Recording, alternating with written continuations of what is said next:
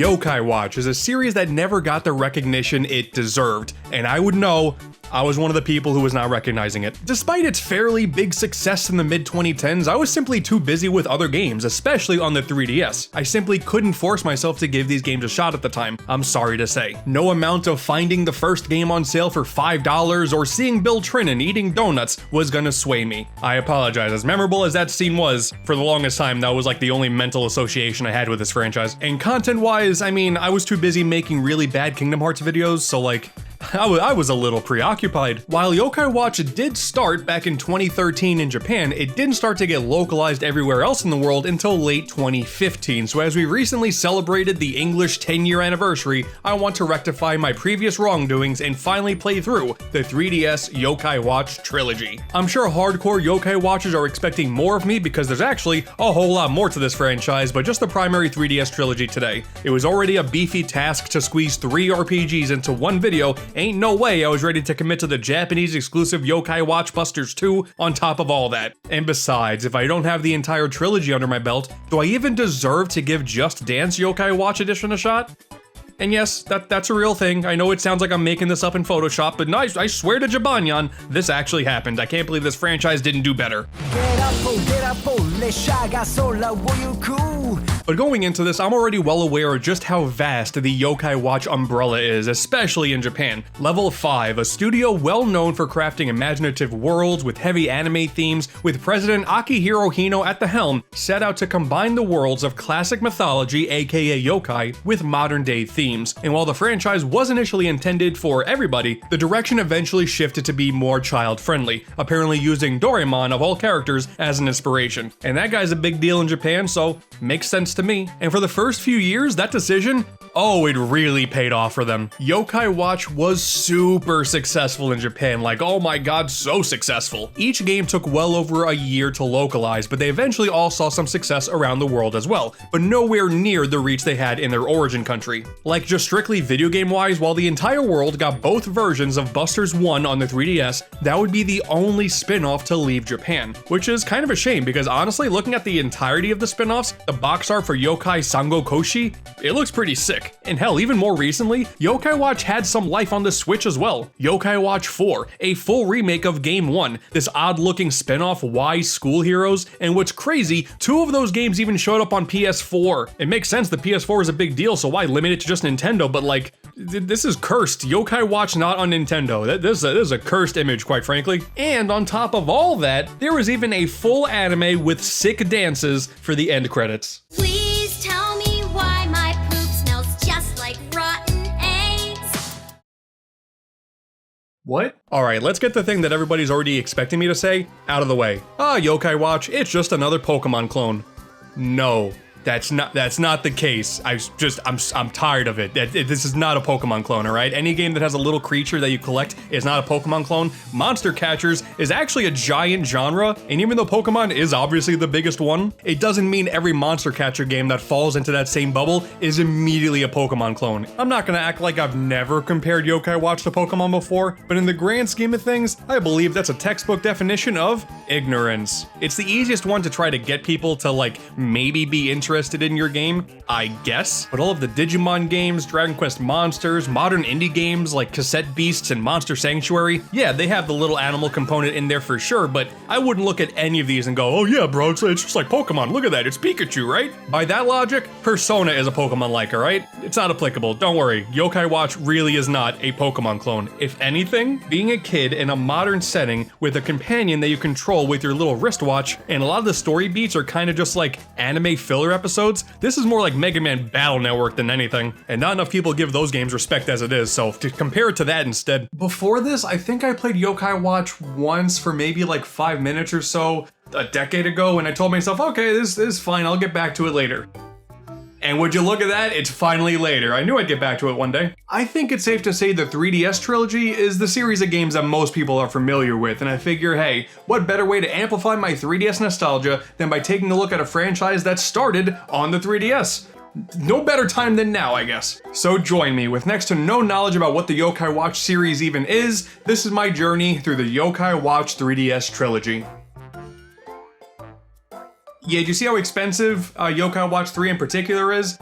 I didn't buy the games physically. The eShop is down anyway, so there's no way to actually support the games by buying them, so I went about it by other nefarious means. Oh boy. Not the most ethical way to go about things, I understand that, but listen, I'm not gonna give a reseller $500 just to prove a point for a video for a game I may or may not even like. Listen, don't yell at me for pirating these games. Yell at Level 5. They should make the games accessible.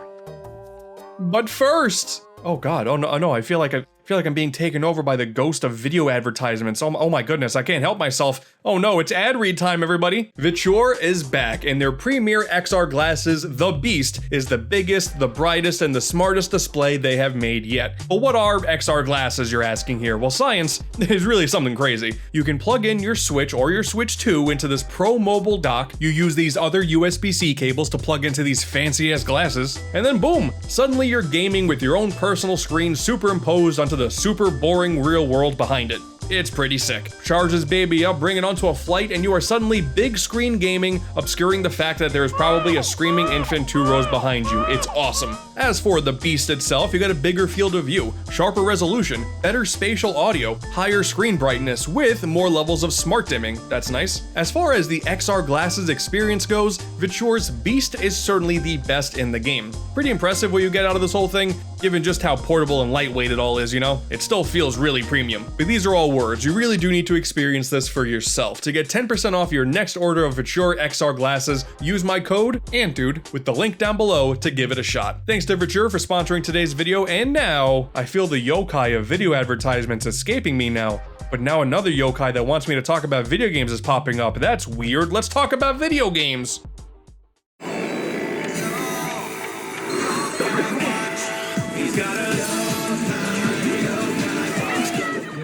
Yokai. You know what? This Yo-Kai Watch theme song, it's actually pretty damn good. I really love that this game actually starts with a nice anime opening that gives you an insight onto the game you're about to experience with a pretty catchy song to go alongside it. That's pretty cool. Really hope the future games have some strong openings as well.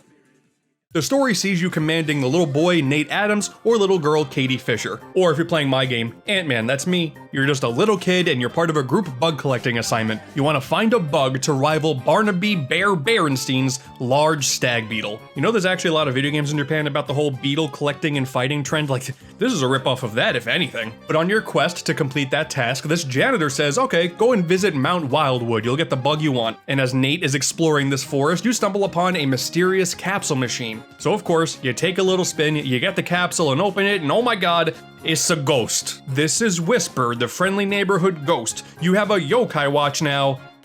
Go. And this, of course, is your first exposure to yokai. Now, in Japanese mythology, yokai is a Japanese word for basically ghosts, demons, different types of monsters, basically all different types of beings and phenomena that can show up in so many different scenarios and different environments and all have some kind of purpose. Like early on, there's an issue where your parents are fighting over what they should do for dinner. And this is so unlike them. Why are they arguing like this? Oh, of course, it's because of Dismeralda. She refuses to leave because she had a fight with her husband, Happy Air. And it's after you battle her where Happy Air will call off the fight and make up with his wife. And then that causes your parents to make up, and it all makes sense, right? Like that, I think everyone can follow that. And then the next day you find your friend Katie, who's upset that she said some things to one of her friends that she never actually meant to say and caused that friend to shut her down. And then of course, there's a yokai responsible for that. It's Tattletale, whose whole gimmick is she'll make someone reveal a secret that they never wanted to reveal in the first place. Everyone's got a quirky little gimmick here. Ultimately, yokai is a pretty broad term, and as a result, there can be so many interpretations of just what a yokai is, and actually in the video game world, they've shown up in more things than you expect. The umbrella yokai, Kasa Obake. Oh, well, any Super Mario Land and Kirby's Dream Land 2 fan is going to be familiar with that one. Legend of the Mystical Ninja, Pocky and Rocky, Okami, Neo. Yokai have already shown up in so many video games. They are the perfect gateway for just filling up your enemy bestiary with so many cool and wacky designs. I love them. So naturally, a game where you go around collecting a bunch of them to fight your battles for you makes sense to me. I'm surprised this didn't happen sooner. In this universe, the yokai are around everywhere, but they cannot be seen by normal people, despite being able to influence what's going on in someone's head. Yeah, did you think that Bill Trinan was just eating donuts for the love of the game? Nah, that was all Hungramps. That old bastard was giving Bill the sweet tooth. And what's also nice about Yo-Kai Watch is you're not only joined by one companion, but two. Soon enough, you find Jibanyan. The only Pokemon comparison, yeah, this is basically this franchise's Pikachu. That even extends to there being a bunch of variants of Jibanyan. Like, oh my god, between all of the games and the mobile spin-off, dude, there are so many Jibanyan variants. This is insane. There's the school bully, Badinyan, a major character of the third Yo-Kai Watch movie, Koalanyan. That's not even a damn cat. And specifically in the mobile game Wibble Wobble, dude, we got Kitty Nyan. That's a Hello Kitty crossover. That's kind of cool, I guess. Liberty Nyan. The Statue of Liberty as a Jibanyan. Alright, my salute goes to you, I guess. And they're even still making them. There's gonna be a new Nyan and a future update to Wibble Wobble called Nyat JPT. Oh no, it's AI themed. Oh boy, we'll get to that later. And this maniac is always trying to get run over by cars. You see, well, that's because this was actually a cat that no longer is living because it got hit by a car. So he has a vendetta against them. I totally respect that. But he's mine now. I get to name him. He is the cat. And from that point forward, you just kind of run around and interact with yokai for the rest of the adventure.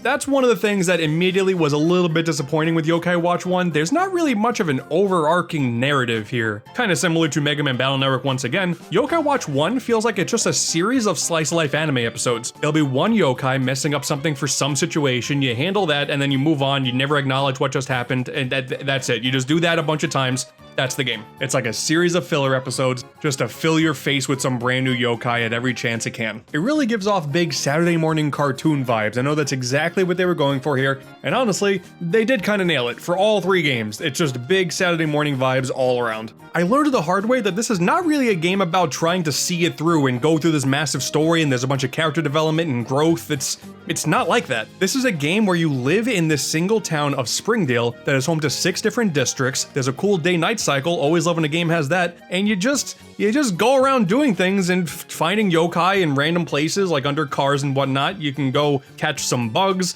you can go fishing, you can fill your yokai compendium with the medallion, and that process, being not as straightforward as I want it to be, is I think one of this game's primary annoyances. So similar to Shin Megami Tensei, you're not taking these yokai down and when they're at low damage, you can bring them onto your team by force. Instead, once you're done with the battle, you will potentially have a chance to befriend the yokai who will then willingly join your team. This can kinda be influenced by some decision making like giving them food mid-battle, but honestly, the feedback loop is fairly non-existent. There's a chance you can befriend a yokai by doing nothing in a battle, and there's also a chance by doing exactly what the yokai wants, he still won't show up to want to be befriended. It's definitely frustrating, so if any hardcore yokai watchers are looking at my battle team and deciding that, hey, I clearly wasn't playing the game well enough, I just wasn't grinding for specific yokai, that was just too tedious of a task for me. I would do some battles, and if I were fortunate enough to want to be befriended, I just took that as a sign of good faith. Yes, these monsters definitely like me more than the rest. And that's not to say I don't love some of these yokai designs. Like, I think the designs of these creatures are my favorite part about this entire universe. Of course, Whisper and Jibanyan are cool, but I really like Kaden. He's just a cool looking bug with a sword. Mochismo is great. That's a great name, and I really love his design. Snotsalong is just like,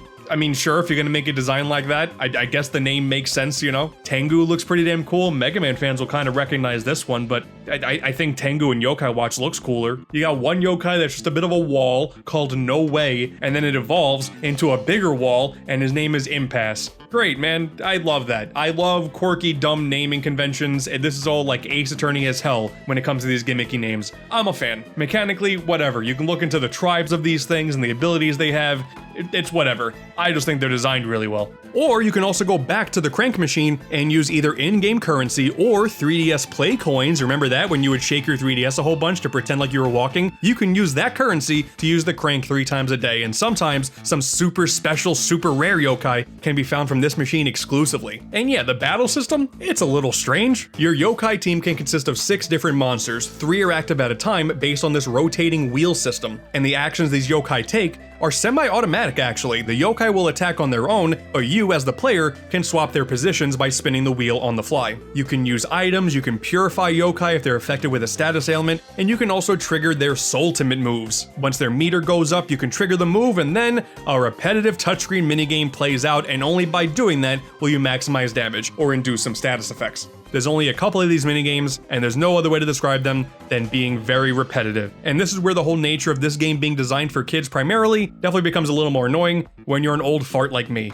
It's not that there's necessarily no challenge to this battle system. A lot of the thought has to go in before you go into battles. It's all about the planning process, who goes in the primary row, who goes in the back row, stuff like that. It definitely works, and while I did grow to kind of understand the battle system, I think when you actually get into a battle, it's a little too hands-off for me. Most of the interaction comes from using the ultimate moves, which, as I've already said, are a little repetitive in this game, so there you go. I'm no pro here. But from what I gather, that is the base consensus for this first Yo-Kai Watch game in general. It just doesn't really hold up at the end of the day. Because even if you take away some of those frustrations and just focus on the living in Springdale idea, just living your normal Japanese schoolboy life, the map can be kind of annoying to explore. To remember specific locations with very little direction, I just found myself going online trying to remember where these specific shops were that I had to go to. There's also a stamina mechanic, and I'm really not a fan of this. The game requires so much running around this world from different point A's to different point B's, and I can't just run the entire time. I get it, there's an element of realism they want with this type of game, but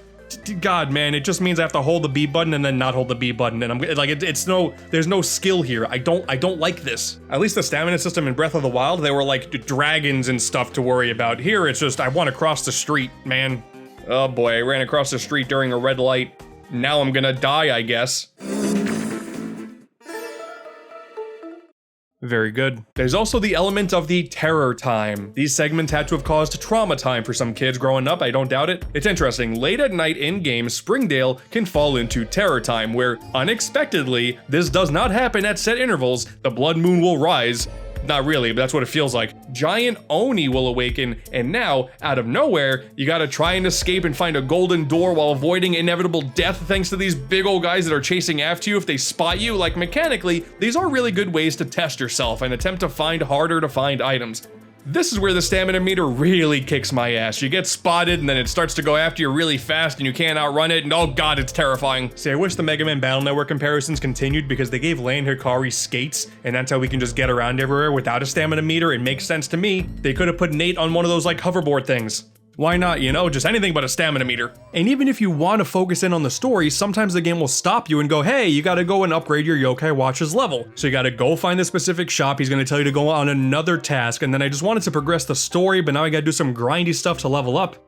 Yeah, it's just kind of annoying, and it's a shame. Honestly, this game, I could not see myself through to completing it. The gameplay loop was just not all that engaging, which is extremely annoying because I feel the world design and the atmosphere and the whole designs of the yokai are just so strong. I love the small town vibes this game represents, and the world feels lived in, with a bunch of NPCs just going about their day. But the actual game itself, it's pretty boring. There's no stakes in the story because every little plot point just comes and goes and then you forget like it ever happened. It is very clear that Yo-Kai Watch suffers from the typical first game syndrome. It wasn't gonna stop me from jumping into games 2 and 3, but this first game, yeah, for me, just not really hitting. But I do still kind of appreciate that they did HDify this game on the Switch. It looks better, it plays better, and that's all great. But I mean, mechanically, it is the same game here, just now condensed to one screen and now it's in HD. Because Yo-Kai Watch 1 is still not, I think, the ideal Yo-Kai Watch experience, this is just a cool little novelty above all else. If they did 2 and 3, this would be a much more interesting conversation, but cool, Yo-Kai Watch 1 is on the Switch, I guess, and in Japan only.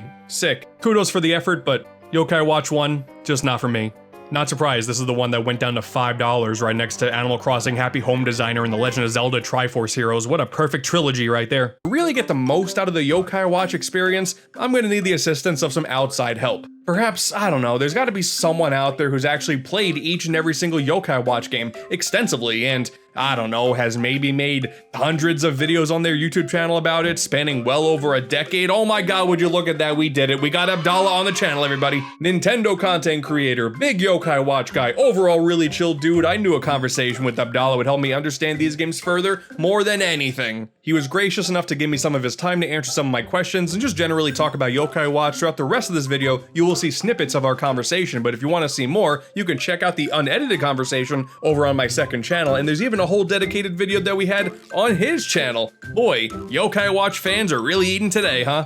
Take it away, us. Very clearly, you were the big Yo-Kai Watch content creator. Kudos to you. You are, that's still carries very true for you. You're even wearing a Yo-Kai Watch shirt, which is very cool. I noticed that afterwards. At the time, when so many people were ignoring Yo-Kai Watch, myself included, what was the driving force that got you to even start doing Yo-Kai Watch in the first place? Like, you were playing these games as they came out, which is something that almost no one else can say on YouTube. So, like, what was it that really drew you in? Now, being a lifelong Pokemon fan, I loved that RPG. Like, I remember having a Pokemon Red and Blue when I was a kid, Game Boy, unlimited supply of batteries, and just diving into that genre of monster battling collecting games. So me, being a Pokemon fan through and through, will not deny that. I heard some different articles come through saying that, you know, there's something called Yo-Kai Watch in Japan in 2013, and it's like taking the world by storm, right? It's the next Pokemon killer. And so that really intrigued me. I'm like, oh, I'll keep an eye on it. So I was already on top of it. I was like, I want to play this. I want to see what this is all about. So after playing it, I'm like, wow, this is actually legit. Like, the little details of how your character, you know, as soon as he walks into the house, like, his shoes automatically come off. It's like, it's that Japanese culture and the specific attention to detail that, you know, Pokemon just never had. And I just instantly fell in love with it. And I started watching the anime to like even get more immersed into it, started buying all the merch, and it was just, I feel like I was like one of the only content creators that gave it a shot, because when Yo-Kai Watch was announced, it was like, oh, here's another Pokemon clone, another Pokemon ripoff. No, we don't need that. And that's kind of the sentiment that a lot of gamers had, was dismissing it and not necessarily giving it a chance. Anyway, it's a magical time. Yo-Kai Watch is home to, I don't even know the exact number of yokai, but hundreds and hundreds of different creatures across all the different games. Do you have a specific favorite? Yeah, I mean, Jibanyan is an obvious pick. I've always loved that yokai, especially with the anime. He's definitely fleshed out. You're a cat lover. I'm a cat lover. So like seeing the concept of level 5 giving so much attention to cats in the game, absolutely love it. Absolutely love that. But if you were gonna ask me what my favorite yokai was, it's Shmoopy. He's the little dog with the little heart. And he was a popularity yokai. So if you had him on your team, it would boost the chances of befriending a yokai after battle. And I think that going through the entire game without a popularity yokai was very tough, dude. You think Pokemon, you're able, okay, I can buy Ultra Balls and win all their HP. And he had that ability, and so he was just a permanent mainstay on my team because I had to catch them all, right? You had to. I wish I knew that earlier, man. I hated trying to get as many of these yokai because they just won't comply. I did not know that was a mechanic. Oh, yeah. So that would have saved so much pain and suffering if I knew that there was a popularity mechanic. Oh, I would do so much to just like, oh my god, that changes everything. Alright, I think we're doing pretty good here. Let's finally dive on into the sequel. Yo-Kai Watch 2 was unleashed onto the world a year later, and the release strategy... Okay, yeah, the Pokemon comparisons...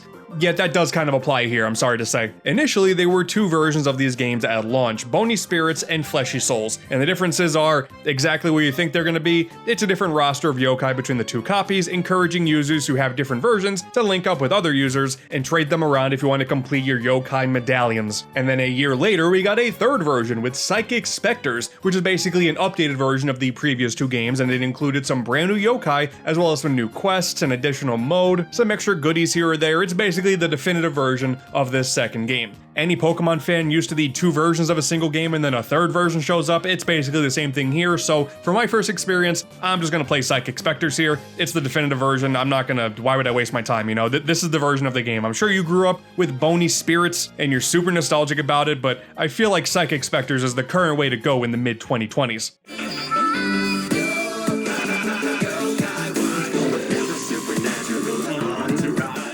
Oh, dude, okay, this is like an EDM remix of the Yo-Kai Watch theme. This is pretty sick, actually. What's crazy is this remix only plays in Psychic Specters. Bony Spirits has a Yo-Kai Watch remix, but it's a rock remix instead, and Fleshy Souls, it's a rap remix. And they all sound pretty good. Like, it's pretty minor in the grand scheme of things, but man, this is already a better version difference than Pokemon just giving you different title screens.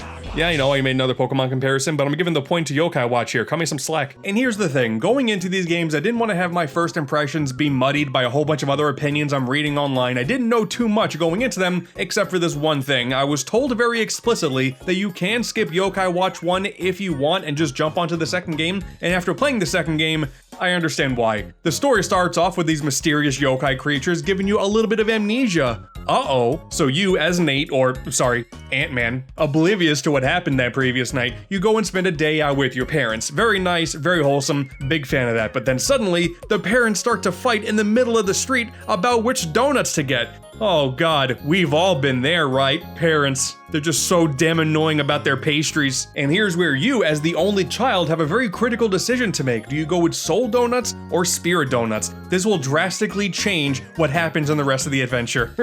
Like, it says that. It says that there are going to be some things that change depending on which donut you pick. Okay, this is that whole idea of Psychic Specters being the definitive version of the Yo-Kai Watch 2 idea. But I'll go with Soul Donuts, I guess. That's the one my mom wants. I guess I'm a mommy's boy here. Sure, but still discouraged by the events of what's happening. You walk off all kind of sad, and then you go out and hang out with your friends for a little bit, and you realize, okay, everyone else has a special watch. I feel like I should have a watch, but I don't.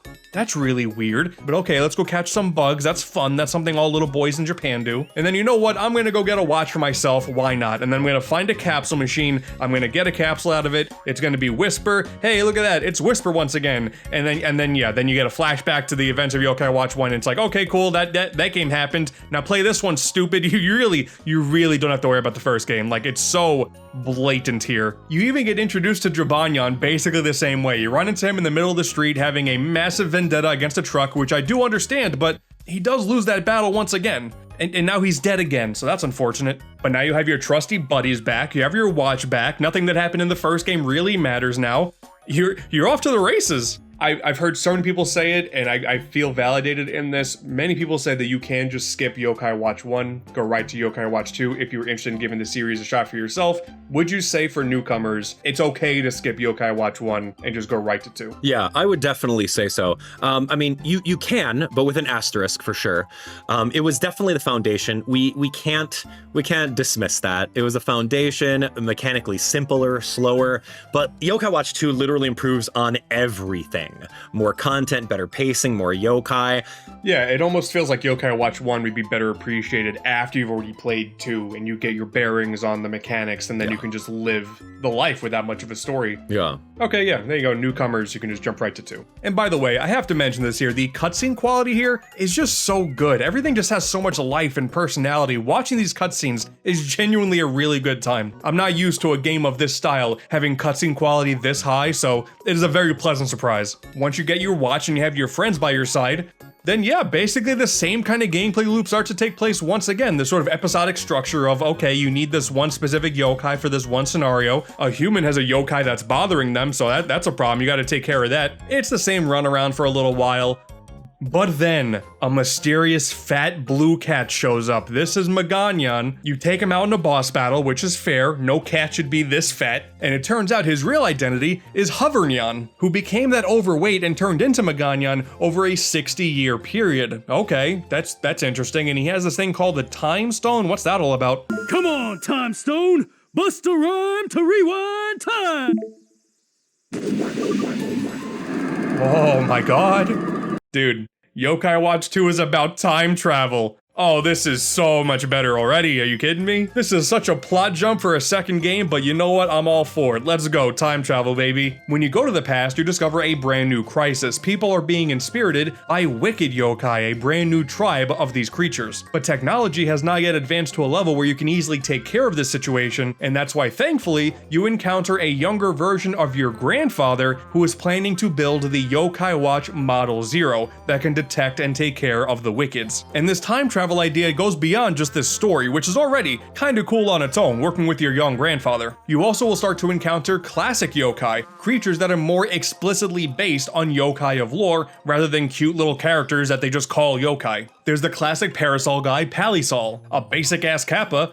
the faux kappa, and even a standard looking mermaid, the mermaiden. Honestly, I love this idea. It's such a genius concept for Yo-Kai Watch to have yokai that are not creative. They're just basic yokai. I love the designs for so many of the yokai that are already in this world, but to have time travel be the story element that brings the lore accurate yokai into this universe, big fan all around. And yeah, by what you can gather so far, there is actually a plot to focus on now. The wicked yokai are bad, and the leader of the clan, Dame Deadtime, when you eventually run into her, lets you know that she's concocting a plan to unleash a dead cloud that will take control of all the humans and create a new future based on her wishes. So there you go, you have actual motivation that goes beyond just basic side quests. That's all I really wanted. The pacing can still drag from time to time, and gathering new yokai medallions in battle is still a little bit annoying because it's not as explicit as I want it to be, but it is definitely better on the first game because I have some motivation to see just what's going on. There's more yokai to run into, there's way more bosses and way more quests. There's also a much bigger post game, and that's nice. And at the time, there was even online battling. If you're gonna create the whole multi-version idea of this release, you may as well go all out with the competitive field.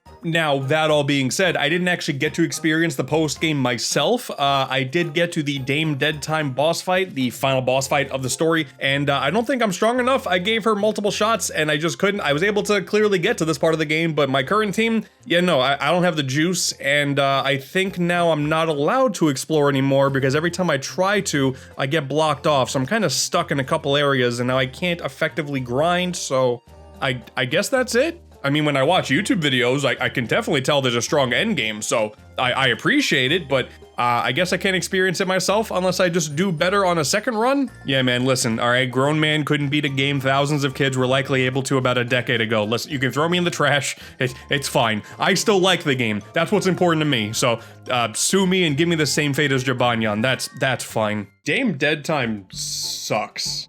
Am I right? Yeah, Dame Deadtime was rough. I still get comments on my videos today in the year 2026, how do you beat Dame Deadtime?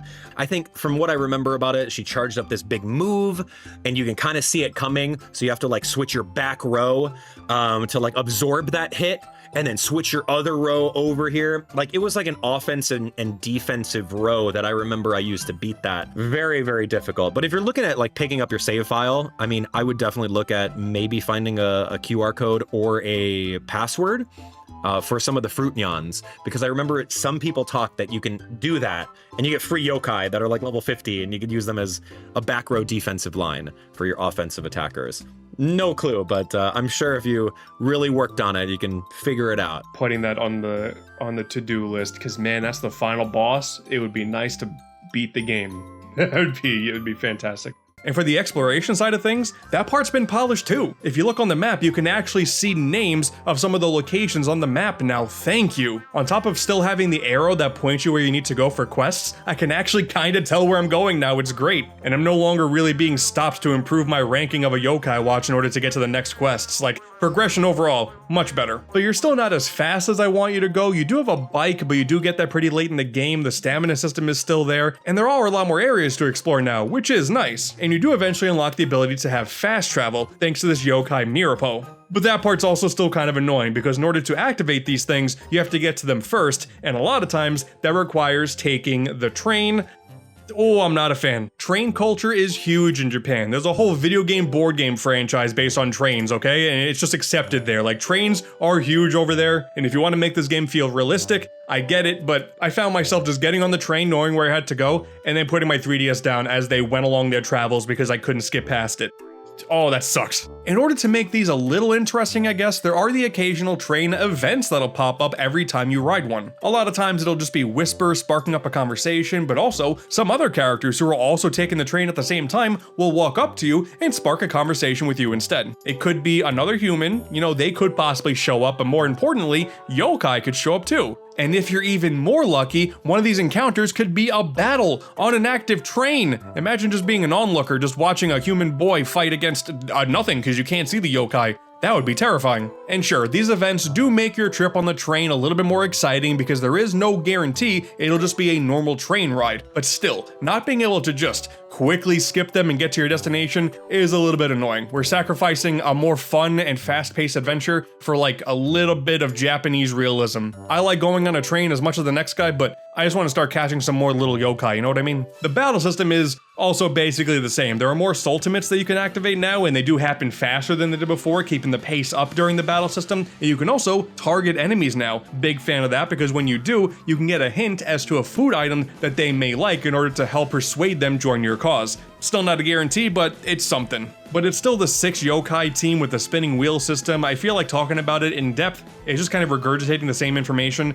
It's fine. There's not really much in the way of improvements, but it doesn't suck, and considering the rest of the game is definitely vastly better, you know what? I'm gonna say I actually enjoyed Yo-Kai Watch 2. It's not gonna crack my top 10 games on 3DS by any means, but I really see the vision now. By this point in all of my play sessions, it really started to hit me that I like so much about Yo-Kai Watch. There's so much about this universe that connected with me. The cozy vibe of the cities, the characters are also endearing, the charming cast of yokai, oh my god, I love so many of these creatures. And in Watch 2's cases, it has a really fascinating story. I really like everything about Yo-Kai Watch, except for actually playing it at times. Not like I'm saying any of it is necessarily bad, but just a whole lot of not for me when it comes down to the pressing buttons part of the video game. But damn it, I still love the world that's crafted here, and I'm happy that the second game to me is still a noticeable improvement. As we've discussed, my playthroughs were basically just running from start to credits. That's just typically how I run RPGs. A lot of post-game goes over my head, but I know you did the post-games. How much enjoyment? It sounds like you got a lot of enjoyment in running through the post-games and trying to complete the medallions as much as you possibly could.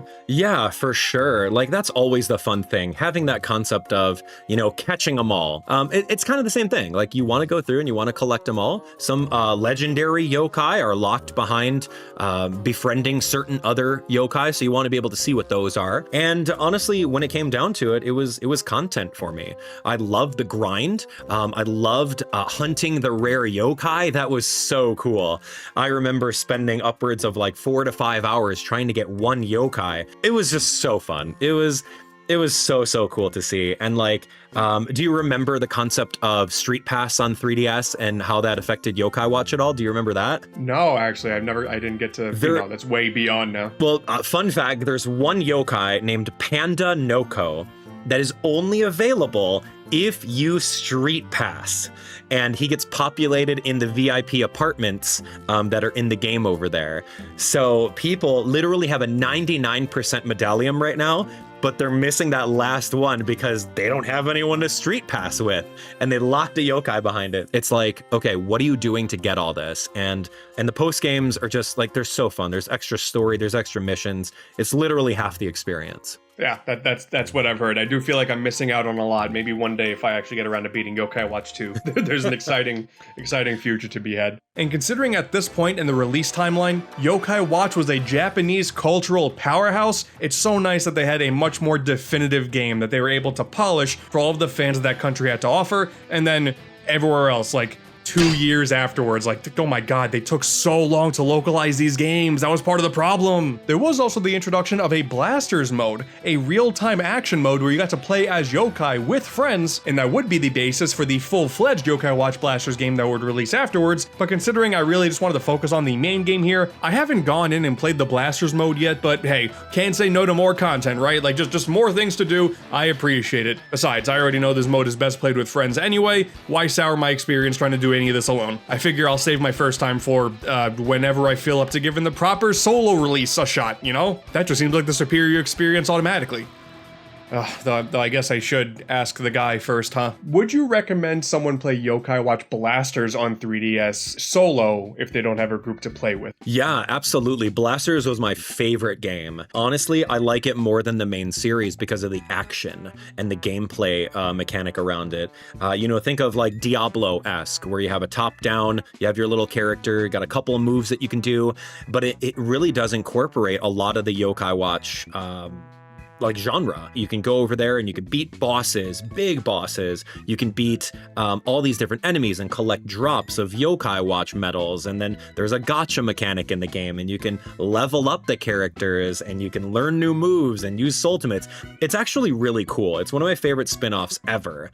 Solo is absolutely doable, but the game was definitely designed around, you know, squatting up with 3 other players, maybe carrying them through some really hard difficulty big bosses, and just it was really designed around the teamwork and coordination. It's definitely worth playing solo, but way better at playing multiplayer. I think there's an ability to play local, but you finding 3 other friends with a copy of Yo-Kai Watch Blasters and a 3DS that still works, yeah, good luck doing that. I know that 3DS is shut down right now, so that's kind of sad, but Yo-Kai Watch Blasters, I would say the spiritual successor to Yo-Kai Watch Blasters is Snack World on Nintendo Switch, which you could still play online with people. And honestly, it was so cool. I would say spiritual successor, Snack World, or even Fantasy Life I, man. That is very Blasters inspired, and I love that game for Switch, and it's on PS5 too, so like that's really good. All right, fine. I did play some Yo-Kai Watch Blasters. Not too much though, because yeah, it definitely does feel like a game that would benefit from playing with others. I mean, hell, even if you were just playing it solo and sharing your experience with anyone else who was playing the game alongside you, but as it stands, just playing it for the sake of it, it plays fine, and I like that there is an action-based spin-off and an otherwise turn-based RPG. That's kind of cool. I can appreciate spin-offs that flesh out side modes from main entries. Shout out Captain Toad Treasure Tracker. Blasters in the late 2020s, it's just kind of fine, but I will echo Abdallah here. Fantasy Life I is pretty damn sick. Put like 100 hours into that game and I'm still not done. It's really good. So Yo-Kai Watch 1, not for me. Yo-Kai Watch 2, substantially better. Yo-Kai Watch 3 now? Let's see if the game is worth the crazy asking price in the resale market. Probably not, but after this game, I'm still excited about it. You've been focused on a treasure, treasure, yeah. Huh, they went for a more somber tone with this theme this time. It's fine, and I feel like maybe there's a lot of people who are nostalgic for it. You're about to embark on a grand treasure salvaging adventure, right? Like, that's kind of cool, but I don't know, after going from techno to this, Yo-Kai Watch 2, I think, starts off a little bit stronger, but I don't know, let's see what the rest of the game is about. Before we start talking about this third game, you want a little bit of an insight as to why this franchise started to fail in the late 2010s? So in Japan, Yo-Kai Watch 3 had a similar release strategy to Yo-Kai Watch 2. There was Yo-Kai Watch 3 Sushi and Tempura. They released on July 16th, 2016, before a third version, Sukiyaki, released on December 15th of that same year. Meanwhile, the initial 2 versions of Yo-Kai Watch 2, Bony Spirits and Fleshy Souls, released for the first time outside of Japan in North America on September 30th, 2016. So before America even got the second game, Japan was already on to the third one. And to make up for that madness, when they eventually did localize Yo-Kai Watch 3, there was only one definitive version that released in late 2018 in Europe and Australia, and early 2019 in North America. They made people wait so long for this. Japan had this game pre-Nintendo Switch, and everywhere else had it post-Nintendo Switch. Oof. But I mean, really, who am I kidding here? This has always been Level 5's thing. Dude, Professor Layden, if you were following this franchise as it was coming out, it was rough if you spoke anything that wasn't Japanese. I remember that we got the second DS game nearly a year after Japan got the third game, and they were also just months away from the release of the fourth game. The pain was immeasurable, and yes, it does remind me of a puzzle. Honestly, the fact that so many games get relatively close worldwide releases nowadays is a pretty underappreciated element of the modern game industry. I know the industry's on fire, but you know, at least some games release worldwide now. That's kind of nice. We can all share in the pain together. Yeah, there's a rhythm meal eating minigame here too. That's how this game starts off. It does also happen in Yo-Kai Watch 2. I don't know why I didn't mention it there. It's just like a weird thing that pops up every so often, like, oh yeah, we should eat. And now I gotta press the buttons to the rhythm, like, oh, alright, I like rhythm games. We couldn't have got a Yo-Kai Watch rhythm game out of this? That doesn't count, and it's really a shame because all those shenanigans aside, they did put in a lot of effort to try to make this third game stand out. The core formula has finally been changed in a multitude of different ways. For one, there are 2 different storylines happening at the same time now. While Nate and his family move on to St. Peanutsburg in the country of BBQ, thanks to his father getting a new job over there, you can still do a good bit of exploring in Japan over in Springsdale with brand new character Haley, or I'm sorry, Luca. Every time I see a short-haired girl with glasses, it just reminds me of her, man. God, I'm coping for a remake of Chrono Trigger so hard, you guys. So we have Nate with Whisper and Jibanyan in a brand new country that is very clearly just America, and that goes so far in such a comical way that it's oh my god, I love it so much. Everyone speaks in a weird accent to him because it's all completely brand new, and it's in this region of the world that you encounter a brand new lineup of yokai known as American. Known as apostrophe American. They're American yokai. It's so stupid, man. I love it. One of the yokai is just straight up a car. He's just a little guy as a car. Hell yeah, America. And even though Haley is still staying in Japan, she has American yokai of her own now to join her on her travels with Usapion, USA-pion, and it's got a gun. All right, man. Whatever you say. As far as these stories go, there are mysterious UFO rumors over in BBQ, and you keep running into these FBI agents, Blunder and Folly, who are working on the case, and eventually, yeah, you try to figure out just what's going on with all of these crazy rumors. And that's right, it's FBI.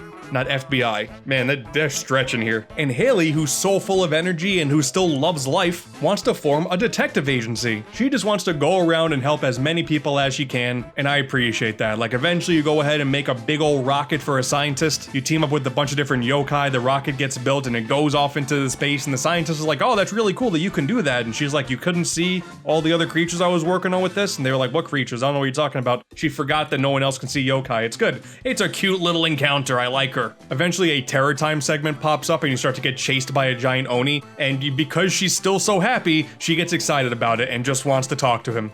She's great. The stories do overlap at points. The game will explicitly say, hey, you've unlocked a story link. You can go and swap to this character now. And that part is nice too. There is a bit of a freedom into how you progress the story. All you have to do is go to a save point and then you can swap the character whenever you want to. So for a bulk of the early part of the game goes back to the classic episodic format of just simply helping some people out here or there. You discover a bunch of yokai on your travels, and in Nate's case, you try to fit in with a whole new group of society. But eventually a more central plot revolving all of these mysteries and the UFOs do start to pop up, and that's where Nate and Haley get to work together a little bit, and it's nice. I do think the story of the second game is better. It's hard to top time travel in my opinion, but at least there's a story here. Like, for a game where it's very clearly all about the different quests and just building up your yokai medallion log, I'm just happy there's at least something to sink my teeth into. Exploration has been polished a little bit more because the worlds are bigger and more densely packed and are just filled with a whole lot more additional quests, damn near making these sandbox RPGs, and the game does a really good job steadily introducing brand new mechanics, like how in Chapter 4 with Haley, you get the ability to build a nyan. You'll get a blank slate of a white cat, and then you can just design it to your heart's content, and then eventually it'll become one of many different creations. That's so neat. But the biggest change of them all, the battle system. No longer do we have the spinning wheel, now we have a 3x3 grid. Attacks still happen automatically, but you have direct control over where those yokai reside on that 3x3 grid. You can only have 3 yokai out at a time, 3 of them are still in reserves. There are some perks based on if you have the right yokai sitting next to each other horizontally or vertically to block attacks. Sometimes these orbs will pop out from the enemies that you attack and you can move them around on the fly to just try and gather them up. Some of the ultimate moves will even attack specific squares on the enemy's field depending on your yokai's placement on your field. And see, they thought I was crazy. A 3x3 battle grid, Mega Man Battle Network, I'm onto something here, right? It does, in theory, make for a more tactical battle system, but I'll be honest, even though I do appreciate the change, I don't like this battle system as much as I started to really enjoy it in Yo-Kai Watch 2. You're still pulling off ultimate moves, you're still trying to recruit them by giving them the right food that you want, or just finishing a battle and praying that they like you. And initiating battles also takes more time, and I'm not a fan of that either. When you get a glance at them, you have to start just pelting them with the search beam and reduce their aura meter and avoid the attacks that they start to shoot at you, and only then will the attack begin. And I don't know why, that just feels like a waste of time when it objectively took less time in the previous games. The train system is back, but you're required to ride it less than you did before, so that's nice. You'll eventually get side quests through this text messaging system, and that's a really cute idea. That's a really great way to keep up with some of the quests in this game. And we also have the return of the Blasters minigame, now known as Blasters T, the T meaning treasure, because the whole idea is that you're going out to find treasure. That's nice. Once again, not diving super deep into it. This is a mode that's best played with friends anyway, and I was playing this solo, but it is something else that you can sink your teeth into, and I appreciate that. So even though I think I like Yo-Kai Watch 2 more, part of me wants to say that Yo-Kai Watch 3 may be the most complete Yo-Kai Watch experience. Based on the diversity of the landscapes you get to explore across 2 different countries and how on the nose it is with BBQ and American yokai, the slice of life idea that did kinda work in Yo-Kai Watch 1 works better here because there is still an overall narrative that's dragging you through the main plot, but I am more incentivized to just run around and see what this world has to offer. Because if at any point I feel like, okay, I'm kinda done playing as Haley, I can just go continue on as Nate and see what his side of the world has to offer. It almost kinda feels like Yo-Kai Watch 3 was developed with the whole idea of it being, it was gonna be the last one. There is a lot of content in this game. For some, it could even be considered a content overload. Like, there's just so much here that it doesn't really have a lot of focus at times. I've seen arguments that 3 focused too hard on quantity over quality, but as someone who is still just a really base Yo-Kai Watch enjoyer now, I just enjoy the commitment to the time travel gimmick from Yo-Kai Watch 2 that hits a whole lot harder than introducing a new character and splitting your playtime across different areas in 3. Once again, a big Chrono Trigger fan here. And also the battle system. I'm sorry, I just really can't connect with this one as much. But I believe, specifics aside, fans always acknowledge that 2 and 3 are both strong entries coming from Game 1's relative simplicity. These 2 are usually the ones that are always being argued about for the best Yo-Kai Watch, and it's easy to see why. While the Yo-Kai Watch 1 superfans just kind of sit there watching everyone else fight, I respect you guys too. And even though I did play all 3 of these games for this video, by no means should you take my opinion on them as some strong talking point for future debates on this series and whether or not it deserved to die in the first place. Like, no. I'm just a casual onlooker who finally gave these games a shot like a decade after the fact. And I think my appreciation for Yo-Kai Watch now in the mid-2020s comes from not the mechanics. I'm sure hardcore fans are probably looking at my actual gameplay footage and looking at my team, and they're just cringing because I could have done so much better. And I'm sorry about that, but I can confidently say that the roster of yokai themselves, on a visual standpoint, were my biggest driving force to continue. Like, realistically, the main draw for me was just simply finding more of these little guys and adding them to my log. All the credit in the world to the art studio, man. They were coming up with some incredible creations. Cause man, this yokai that's just a giant clump of hair and its fur, Denand, that's genius. That's genius, I love it. So I think it is mostly kind of agreed upon. It's not like a definitive thing that Yo-Kai Watch 1, not the strongest in the trilogy, but there's arguments between 2 and 3. Between the 2, are you a Yo-Kai Watch 2 guy or a 3 guy? Because I tend to be a 2 guy. Man, 2 is so good. There's like 3 instances of that game coming out. Bony Spirits, Fleshy Souls, Psychic Specters. They were great. And like 2 had the movie. Did you get a chance to watch the movie? The Yo-Kai Watch 1 movie? I knew the anime. I didn't even know there was a, oh my god. There's still a whole world. The anime is sadly like a blind spot for me for the most part. No. I only really consume the games. No. You told me off screen that you love the concept of the time travel aspect. I do. It literally, the movie is Yo-Kai Watch 2, the game. It is like going back in time, hanging out with Grandpa, building the Yo-Kai Watch, taking over. It is so good. So you have to do that. Dude, Yo-Kai Watch 3, man, the content alone in that. I don't even know how many yokai are in there, but there was so many. It was so funny going from like Japan to like America in like a Japanese lens.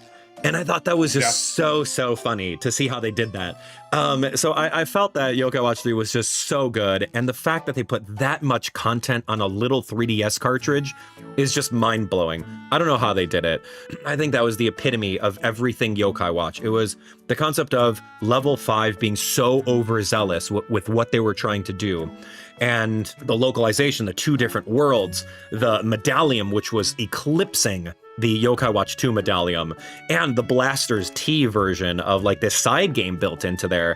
I think that Yo-Kai Watch 3 just takes the cake on content alone, but I do love the Yo-Kai Watch 2 story and the movie tie-in elements to it. It's a tough one, but I think Yo-Kai Watch 3 is just, the post-game is just so massive. And I think that, I know that you just really roll credits, don't necessarily dive into post-game, but like to dismiss another 50% of the game that is just out there for the taking is just, it's wild. So yeah, I think 3 for me. Not by much though, not by much. Yeah, I think even just playing the base game, I think you can easily make an argument that 3 is the ultimate Yo-Kai Watch game. Yeah. I'm just such a sucker for time travel. It's hard to top that, but okay, so you're a 3 guy, I'm a 2 guy. We like diversity. I will fully acknowledge that I'm not really getting the complete Yo-Kai Watch experience here because there's a whole lot more to these games than I initially thought there was going to be. I mean, seeing every single individual yokai in-game and completing all of the post-games, and yeah, turns out there's a lot to these. To see every single thing Yo-Kai Watch has to offer actually requires you to devote a lot of time into them, which sadly, as I'm getting older, I just don't really have that time for. I gotta play other stupid video games for other stupid videos on the channel instead. But I will say, I do have a newfound appreciation for just what Yo-Kai Yo-Kai Watch is. I did used to think Yo-Kai Watch was just another Pokemon clone, but hey, turns out when you experience something for yourself instead of just echoing what you read online, there's actually a whole lot more underneath the surface. But again, do not take this as some sort of knock towards anybody's nostalgia. Instead, I acknowledge that I am far more interested in just seeing these yokai in motion more than anything else. So I may not be jumping into all the extra games anytime soon, but I like that there's still a whole lot more there to digest if you're a Yo-Kai Watch fan. It's easy to talk for hours and hours about how sharp the rise and fall of Yo-Kai Watch was in the mid-2010s. In your mind, is there any specific moment or decision made by Level 5 that you think caused as sharp of a fall in Yo-Kai Watch as it had? And, it's different in America and Japan, but it kind of crashed everywhere around the same time. Yeah, totally. We had a previous conversation on this, and I would love to keep on talking your ear off about it. But honestly, I think the biggest one is timing and localization. Yo-Kai Watch 3 releasing in North America in 2019, way too late. They were trying to always perpetually catch up with the Japanese releases, but in 2019, you're already competing with the Nintendo Switch, and it was just rough. It was a perpetual behind on getting that localization game going, right? If we had consistent, like every year there was the new one and then we finally catch up, I think that would be a lot easier. And it also didn't help that a lot of people in the West and North America literally labeled it the Pokemon clone. And that really did help, or didn't help at all. A little bit of overexposure with the anime, with the toys, a lot of things to collect in a very, very little amount of time. I mean, that was probably the biggest fall. It's just a lot of things not quite going for it. And the fact that not a lot of people gave it the proper shot that it should have. Sure. Almost industry plant-esque. Yeah. It feels like it during that time period for sure. While Yo-Kai Watch 3 did perform and review pretty well in Japan, by the time it released everywhere else, honestly, the entire idea of releasing a big 3DS game after the Switch is a big deal, that wasn't really the greatest idea. As the world was getting closer and closer to the year 2020, Level 5 was really hedging their bets on this one franchise in particular, which is weird considering how long it took to localize. Level 5 used to be a company that was doing so many different experimental things on a whole wide variety of consoles, but they saw Yo-Kai Watch's success, and even though they did release some other things in the mid-2010s, it was very clear that their main focus was now Yo-Kai Watch. They were the Yo-Kai Watch company. Are you a fan of the other games like Yo-Kai Watch 4, or have you even played Busters 2, the Japanese exclusive? Yeah, I played both of those. The Japanese exclusive of Busters 2 was really cool. It was a little bit laggy with frame rate. I don't know, I was hoping that they would localize that and fix that out, but it was really fun. I think the story was cool from what I ascertained because it was in Japanese only, but it was a lot like Blaster's T in Yo-Kai Watch 3. It was literally that, but made into a full game. Yo-Kai Watch 4, I think that has a special place in my heart because I love the direction of where the game was going. Instead of like fart jokes and kid content, it was literally a lot more adult based. And, you know, all the characters are grown up right now, and we're figuring out the true darknesses around yokai and the Japanese lore. And I love that as an adult. But like, I can see where, you know, that's not necessarily the best risk to take when your main fan base is kid content, right? Love Yo-Kai Watch 4. I wish we had it localized, but we never did get Western releases of either of those. Yeah, they're both great games. If you come across them, you can actually pick them up right now. Switch, you can download it off of the Nintendo Switch right now without having to hack anything for Yo-Kai Watch 4. It's on the Japanese eShop. But Busters 2 is a Japanese 3DS game, and yeah, that's gonna be a little bit harder to play for sure. What about why school heroes? And is it not insane that the main character is actually just a humanized Jibanyan? Yeah, that one was an interesting one. I played that for a couple of hours. I didn't go through and beat it all.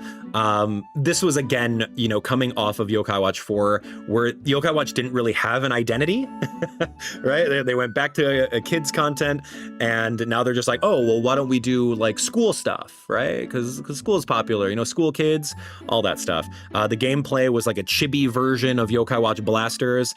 It was decent, but I think that the concept of the language barrier barrier really stopped me from really and truly enjoying that one as much as I did Yo-Kai Watch 4, right, in all of Japanese. I just can't get over the main thing I was looking at for months and months just actually being Jibanyan as a human form. Someone had mentioned that in a reply I made on Twitter, and just, that's insane. That's just like, to make the Pokemon comparisons, if they randomly did that with Pikachu, no one would shut up about it. Do you think there's any reason to actually go and play Yo-Kai Watch Wibble Wobble? Puni Puni, I think is what it's called in Japan. I know they're working on new story elements that are a little controversial. I think it's for that mobile game, if I'm not getting mobile games confused. Do you know anything about Wibble Wobble? Oh yeah, I love Wibble Wobble. That was baby's first gotcha game for me.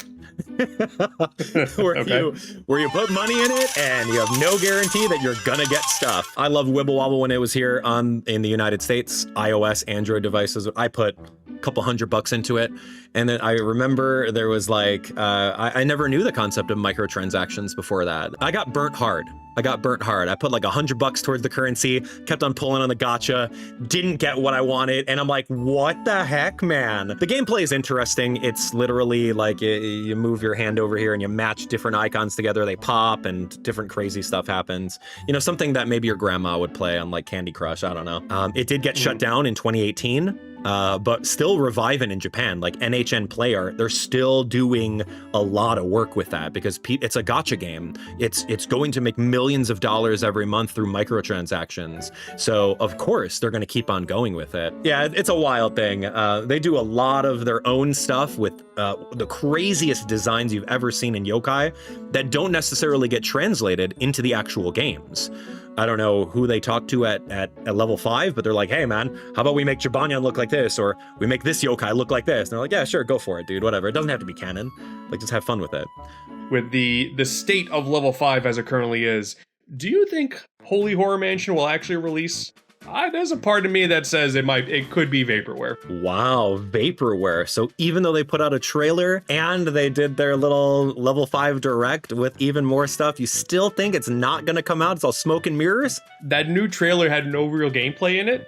It just looked like an animation. Yeah. And with all the other controversies with the AI stuff going around, I'm a little skeptical. I'd love to be proven wrong. Yeah. But level 5's in this position where they announced a bunch of games with no release dates, and it's been years, still waiting on Deca Police. Mm-hmm. Part of me is a little bit skeptical, sadly. I mean, I agree with you. I remember when Yo-Kai Watch 4 was teased, it was the exact same way. No gameplay, just Nate, or slightly older Nate, just walking around Springdale, and we were just drooling at the mouth for this cool 3D adventure.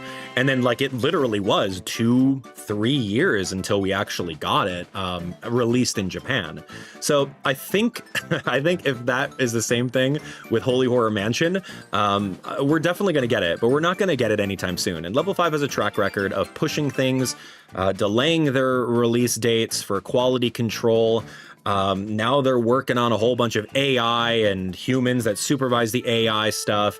So they're working on that. I don't think it's just going to be smoke and mirrors, but I think this will probably happen within the next 2 years. I don't think we're going to get it next year. Comparing that to Pokemon Winds and Waves, man, it's like no comparison. It's no comparison based on like pre-release footage.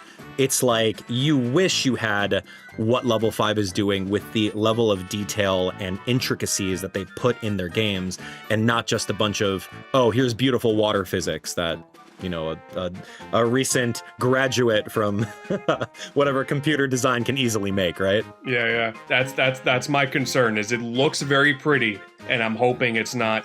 It almost gives me vibes of E3 10 plus years ago, where a company would show off a big game and then the final product would look nowhere near as good. Mm-hmm. I'm wondering, can they really hold up to the promises that they're trying to lay out there? A spiritual successor to Yo-Kai Watch, if they're not going to make a new game, they make a spiritual successor. I think by calling it a spiritual successor is genius. Whether or not they'll follow through, I don't know. I'd like to be proven wrong. If I set my expectations as far down as I can only be surprised pleasantly. And that's the best way to always think about it. I would still like to be optimistic and think that Level 5 will ultimately put out quality products in the face of whatever controversies they're currently dealing with. Their constant track record of game announcements and updates on said games with no release dates in sight, just pushing these games back into the obscure void that is, God, I don't know, I'd like these games at some point in my life. And now there's this whole issue of them blatantly using AI in some of their projects, and it certainly adds a whole lot of skepticism to the future, at least as far as I'm concerned. But like everyone else, I'm hopeful for brighter days ahead. Professor Layton's gonna be coming out soon, right? That should be pretty good. Holy Horror Mansion, if that does release, should be really quality there. Deca Police, I mean, that game looked pretty cool when it was revealed in an early Nintendo Direct of 2023 with a 2023 release date, and we still don't have the game, so that's cool. At the end of the day, I just kind of hope that Level 5 remembers to, you know, actually release these titles. That'd be nice. Please don't go out of business again this soon. Those who don't learn from their mistakes of the past are doomed to repeat them. Let's keep our eyes on the prizes, everybody. I might have to give Just Dance Yo-Kai Watch a shot sooner rather than later now. Sources tell me that the chances of this getting a Switch port at this point are slim to none, leaning stronger towards none. Final question.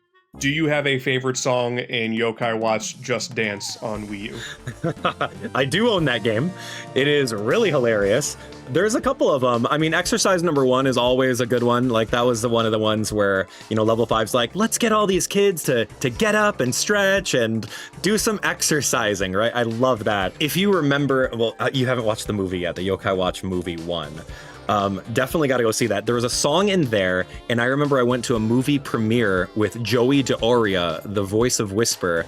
He was there, and we all had a dance party in the lobby singing that one song from the movie. But I know it was one of the headlining songs in the first movie, and I think I have footage on my channel of us dancing to it with Joey DeOria, not knowing what is going on. He's like, I was just here for an appearance, man. I didn't know I was gonna have to dance.